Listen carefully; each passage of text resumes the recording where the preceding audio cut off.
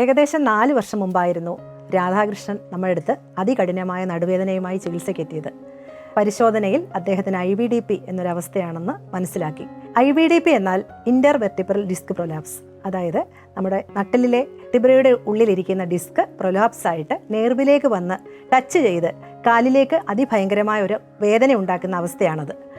ചികിത്സയുടെ ഭാഗമായിട്ട് നമ്മൾ ആയുർവേദ പഞ്ചകർമ്മ ചികിത്സയും ഒപ്പം ആൻറ്റി ഇൻഫ്ലമേറ്ററി ആയിട്ടുള്ള ഔഷധങ്ങളൊക്കെ അകത്തേക്ക് നൽകുകയും ചെയ്തു.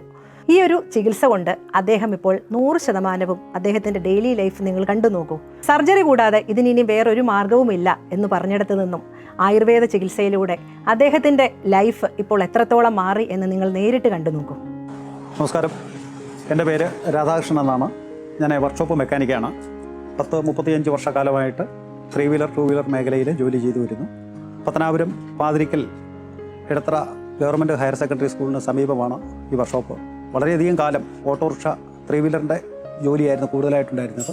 പക്ഷേ കാലങ്ങൾ കഴിഞ്ഞപ്പം നടുവിന് കലശലായ വേദന, ജോലി ചെയ്യുന്നതിന് വേണ്ടി വളരെ ബുദ്ധിമുട്ട്, ഇരുന്നിട്ട് എഴുന്നേൽക്കാൻ കഴിയാത്ത തരത്തിലുള്ള വേദന, അതേപോലെ ഇരുന്ന് ജോലി ചെയ്യാനും കുത്തിയിരിക്കാനും മുട്ടിനുമൊക്കെ വളരെ പ്രശ്നമുള്ള, നട്ടലിന് രാത്രി കിടന്നുറങ്ങാൻ പറ്റാത്ത തരത്തിലുള്ള വേദനയായിരുന്നു. ശേഷം പല ട്രീറ്റ്മെൻറ്റുകളൊക്കെ ചെയ്തു, ഹോസ്പിറ്റലിൽ പോയി ഡോക്ടറെ കണ്ടു. അപ്പോൾ അവർ ഈ ജോലി എത്രത്തോളം ചെയ്യരുത് എന്നാണ് ഒരു നിർദ്ദേശം പ്രത്യേകിച്ച് തന്നത്. 6 മാസത്തോളം റെസ്റ്റിൽ ഇരുന്നെങ്കിൽ മാത്രമേ നമുക്ക് ഈ പൂർണ്ണമായിട്ട് ഈ പ്രശ്നത്തിൽ നിന്നും മോചനം ലഭിക്കുകയുള്ളൂ എന്നാണ് അറിഞ്ഞത്. എന്നെപ്പോലെ നിരവധി വർക്ക്ഷോപ്പുകാർ ഇതേപോലെ ഈ പ്രശ്നം അനുഭവിക്കുന്നവരുണ്ട്.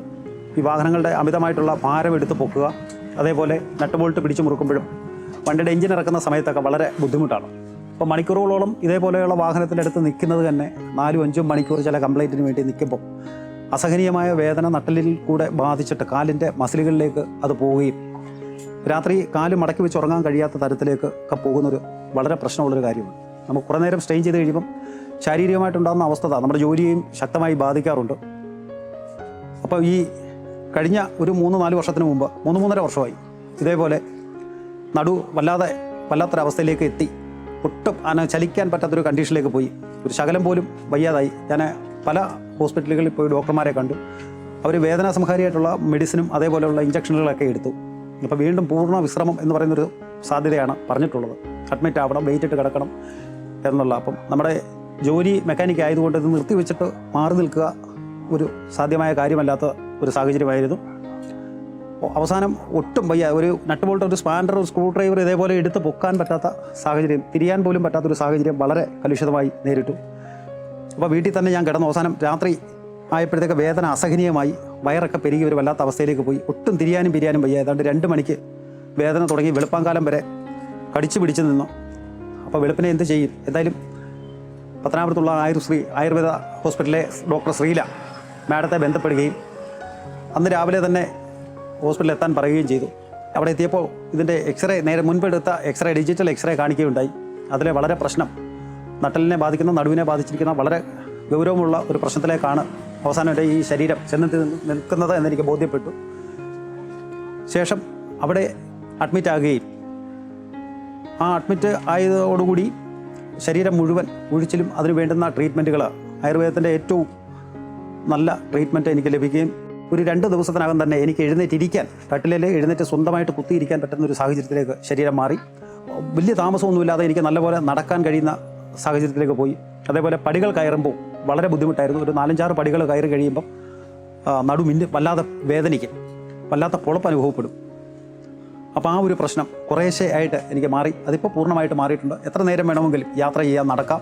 അതേപോലെ തന്നെ എഞ്ചിനൊക്കെ ഇളക്കിയെടുക്കുമ്പം നമ്മുടെ കയ്യിൽ ഇങ്ങനെ തൂക്കി വേണം പൊക്കിയെടുത്ത് തറയിലേക്ക് വെക്കാൻ.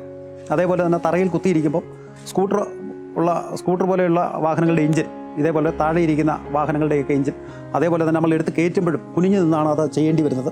ഇതേപോലെയുള്ള വാഹനങ്ങളും ഈ താഴെ വെക്കുമ്പോൾ പൊക്കിയാണ് നമുക്ക് വെക്കേണ്ടത്. അപ്പോൾ ഏറ്റവും കൂടുതൽ ഈ ഭാഗത്താണ് സ്ട്രെയിൻ ഏറ്റവും കൂടുതൽ ചെയ്യുന്നത്. വശമില്ലാതൊക്കെ ചെയ്യുമ്പോൾ ഭയങ്കരമായിട്ട് വേദന ഉണ്ടായിരുന്നു. ഇപ്പോൾ എങ്ങനെ വേണമെങ്കിലും തിരിഞ്ഞ് നമുക്ക് എത്രത്തോളം വേണമെങ്കിലും തിരിഞ്ഞ് ജോലി ചെയ്യാം. കൈ പൊക്കുകയോ താക്കുകയോ മടക്കുകയോ ഇങ്ങനെ ഇരുന്നിട്ട് എഴുന്നേൽക്കുകയോ ഒക്കെ ചെയ്യുന്നതിന് ഇപ്പോൾ യാതൊരുവിധ ബുദ്ധിമുട്ടുമില്ല. അപ്പോൾ ആ ട്രീറ്റ്മെൻറ്റിന് ശേഷം വളരെയധികം ആശ്വാസമുണ്ട്. ആ പിന്നീടുള്ള മരുന്നുകളൊക്കെ എനിക്ക് തരികയാണ് ഉണ്ടായിട്ടുള്ളത്. ഏതാണ്ട് 3.5 വർഷക്കാലമായിട്ട് മറ്റ് പ്രശ്നങ്ങളൊന്നുമില്ലാതെ, എങ്കിലും ജോലി ചെയ്യുമ്പോൾ വളരെ സൂക്ഷിക്കുന്നുണ്ട്. 50 കിലോയിൽ കുറയാത്ത തരത്തിലുള്ള വെയിറ്റൊക്കെയാണ് സാധാരണ ഈ ഓരോ വാഹനങ്ങൾക്കും വരുന്നത്. അതേപോലെ വാഹനം സെൻട്രൽ സ്റ്റാൻഡിൽ കയറ്റി വെക്കുമ്പോൾ ഇങ്ങനെയുള്ളൊരു ബുദ്ധിമുട്ടുണ്ടായിരുന്നു. വളരെ ബുദ്ധിമുട്ടായിരുന്നു സെൻട്രൽ സ്റ്റാൻഡിൽ കയറ്റി വെക്കാൻ. ഇപ്പം വളരെ ഈസി ആയിട്ട് ഓരോ വാഹനവും സെൻട്രൽ സ്റ്റാൻഡിൽ നമുക്ക് കയറ്റി വെക്കുന്നതിനോ അല്ലെങ്കിൽ ബൈക്കിൽ ഇരുന്നുകൊണ്ട് ആ വീലൊക്കെ ഇളക്കുന്നതിനോ കുത്തി ഇരുന്നുകൊണ്ട് വീൽ ഇളക്കുന്നതിനും ബുദ്ധിമുട്ടില്ല. ഏകദേശം ഒരു സർജറിയുടെ വക്കിലെത്തുന്ന ആ അവസ്ഥയിൽ നിന്നും ശരീരത്തെ പൂർണ്ണമായി ആയുർവേദ ചികിത്സാ വിധിപ്രകാരം കൃത്യമായിട്ട് എനിക്കത് മാറ്റിയെടുക്കാൻ കഴിഞ്ഞിട്ടുണ്ട്. എനിക്ക് ഉണ്ടായിട്ടുള്ള അനുഭവമാണ് ഞാനിവിടെ പറയുന്നത്. ഈ മെക്കാനിക്ക് ജോലി ചെയ്യുന്ന മിക്കവാറും ഒക്കെയുള്ള 1-2 സുഹൃത്തുക്കൾ ഇതേപോലെ ഈ സർജറി ചെയ്തിരുന്നു. അവരിപ്പം ആ വർക്ക്ഷോപ്പ് മേഖല നിർത്തിയിട്ട് മറ്റ് ഇതര ജോലികൾ ചെയ്താണ് അവർ കഴിഞ്ഞു പോരുന്നത്. ഇതേപോലെ നടുവേദന അല്ലെങ്കിൽ മറ്റെന്തെങ്കിലും പ്രവൃത്തികളിൽ ഏർപ്പെട്ടിരുന്ന ആൾക്കാർക്ക് വീഴ്ച, അതേപോലെ കുട്ടികൾ കളിക്കുന്ന സമയത്ത്, കുട്ടികളെന്ന് പറഞ്ഞാൽ മുതിർന്ന ചെറുപ്പക്കാർ കളിക്കുന്ന സമയത്ത് ഈ കാലിന് പ്രശ്നം വരുന്നതുകൊണ്ട് കാലിന് തട്ട് കിട്ടിയിട്ട് നീര് മാറാതെ നിൽക്കുക, അതേപോലെ കാല് തറയെ കുത്തി നിൽക്കാൻ കഴിയാത്ത സാഹചര്യങ്ങളൊക്കെ ഞാൻ തന്നെ പലരെയും നിർദ്ദേശിച്ച് ആശുപത്രിയിലേക്ക് അയക്കുകയും അവരവിടെ കുറച്ച് ദിവസത്തെ ട്രീറ്റ്മെൻറ്റ് കൊണ്ട് ആ ഒരു പീരീഡ്, ഒരു പീരീഡ് ഉണ്ട്. ആ പീരീഡ് അനുസരിച്ച് ഡോക്ടർ ഏത് അസുഖമാണോ എങ്ങനെയാണോ ചെയ്യേണ്ടതെന്നുള്ള നിർദ്ദേശം കൃത്യമായിട്ട് തരും.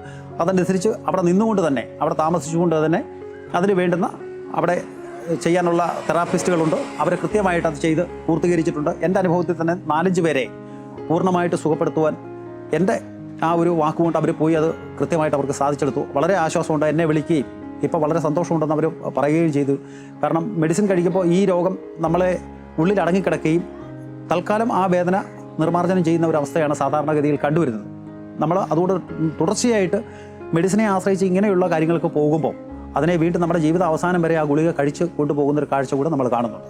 എൻ്റെ ഒരു സുഹൃത്ത് ഇതേപോലെ പത്തനാപുരത്ത് വെച്ച് ബൈക്കിൽ വരുന്ന സമയത്ത് ഒരു ആക്സിഡൻറ്റ് ഉണ്ടായി. ഒരു കാറ് വന്നിടിക്കുകയുണ്ടായി. തലയും നടുവും അടിച്ചാണ് അദ്ദേഹം തറയിൽ വീണത്. അബോധാവസ്ഥയിലായി. അദ്ദേഹത്തെ പത്തനാപുരത്ത് എത്തിച്ചു. പത്തനാപുരത്ത് കൊല്ലത്തെ ഒരു പ്രമുഖ ഹോസ്പിറ്റലിൽ എത്തിച്ചു. ഏതാണ്ട് 1.5 മാസക്കാലം വളരെയധികം ലക്ഷക്കണക്കിന് രൂപ ചെലവഴിക്കുകയും അദ്ദേഹത്തെ അവസാനം തിരികെ അമിതമായിട്ടുള്ള തുക അവർക്കായിട്ടുണ്ടായിരുന്നു. താങ്ങാൻ കഴിയുന്നതിനപ്പുറമൊക്കെ ആയി കഴിഞ്ഞപ്പോഴത്തേക്ക് അദ്ദേഹത്തെ ഏകദേശം ഒരു ട്രീറ്റ്മെൻറ്റ് ഭാഗം കഴിഞ്ഞിട്ട് അദ്ദേഹത്തെ വീട്ടിലെത്തിക്കും. കൊണ്ടുവന്നത് സ്ട്രെച്ചറിലായിരുന്നു. ആംബുലൻസിൽ സ്ട്രെച്ചറിൽ തന്നെ കൊണ്ടുവന്ന് അതേപോലെ കയറ്റി വീട്ടിൽ കിടത്തിയിരുന്നു. അദ്ദേഹത്തിന് മലമൂത്ര വിസർജനം ചെയ്യുന്നത് പോലും സ്വയമായിട്ട് തിരിച്ചറിയാൻ കഴിയാത്തൊരു സാഹചര്യം അദ്ദേഹത്തിനുണ്ടായിരുന്നു. കുറച്ച് ദിവസങ്ങൾക്ക് ശേഷം അദ്ദേഹത്തെ കാണുകയും അവരുടെ ബന്ധുക്കളോട് ഈ വിവരം പറയുകയും നമുക്കിതുപോലെ ഹോസ്പിറ്റലിൽ ഒന്ന് കാണിക്കാം, ഡോക്ടറെ ഒന്ന് കാണിക്കാം, എന്താണ് ചെയ്യേണ്ടതെന്നുള്ള കാര്യം പറയും.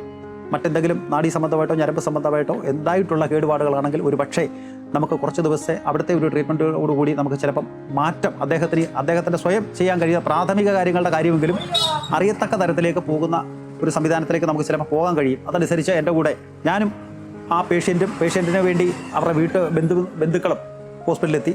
ഏതാണ്ട് കുറച്ച് ദിവസത്തെ 10-21 ദിവസം അദ്ദേഹത്തെ അവിടെ അഡ്മിറ്റ് ചെയ്തുകൊണ്ട് ചെയ്യുകയും അദ്ദേഹത്തിൻ്റെ പ്രാഥമിക കൃത്യങ്ങൾ നിർവഹിക്കുന്നുള്ള കാര്യങ്ങൾ തിരിച്ചറിയുന്നതിനും ഇപ്പോൾ ഏകദേശം നല്ലപോലെ ഒരു കിടപ്പിൽ നിന്നും സ്വന്തമായിട്ട് ചെയ്യുന്ന കാര്യങ്ങളെങ്കിലും അദ്ദേഹത്തിന് ചെയ്യാൻ സാധിച്ചിട്ടുള്ളത് വളരെ വലിയ കാര്യം തന്നെയാണ്.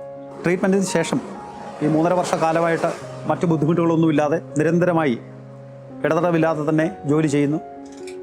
ഈ ജോലി ചെയ്യാൻ എന്നെ ഈ ശരീരത്തെ പ്രാപ്തരാക്കിയ അത്രയധികം ചികിത്സാ സംവിധാനത്തോടു കൂടി നല്ല രീതിയിൽ അതിനു വേണ്ടുന്ന എല്ലാ കാര്യങ്ങളും ചെയ്ത ആയുർശ്രീ ആയുർവേദ ഹോസ്പിറ്റലിനോടും പ്രത്യേകിച്ച് ഡോക്ടർ ശ്രീല മാഡത്തിനോടും ആ ഹോസ്പിറ്റലിലെ എല്ലാ അംഗങ്ങളോടുമുള്ള ഹൃദയം നിറഞ്ഞ നന്ദി രേഖപ്പെടുത്തിക്കൊള്ളും.